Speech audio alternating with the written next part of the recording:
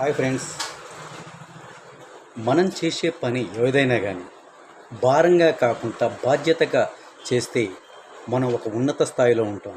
అది భారంగా చేస్తే ఎక్కడ వేసిన గొంగడి అక్కడేనట్టుగా అక్కడే ఉండిపోతాం.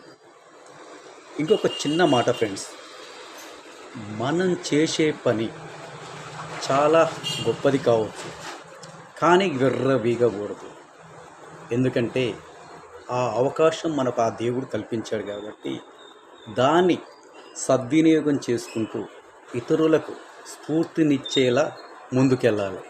అలాగే ఒక చిన్న పని చేసేవారిని కూడా విమర్శించకూడదు, దూషించకూడదు.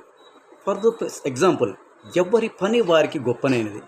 ఒక రోడ్డు పైన చెత్త ఏరుకునేవారు, డబ్బాలు ఏరుకునేవాళ్ళు, ఆ పని అతనికి వచ్చు, వేరే పని రాదు.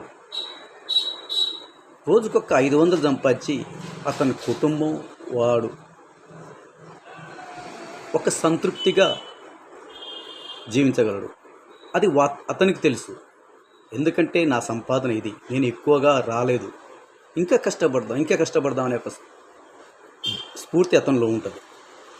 కాబట్టి ఫ్రెండ్స్, మన పనిని మనము భారంగా కాకుండా బాధ్యతగా చేసుకుంటూ ముందుకెళ్తే వన్ ఆఫ్ ది హై లెవెల్లో ఉంటాం. మన పని మనకు దైవం.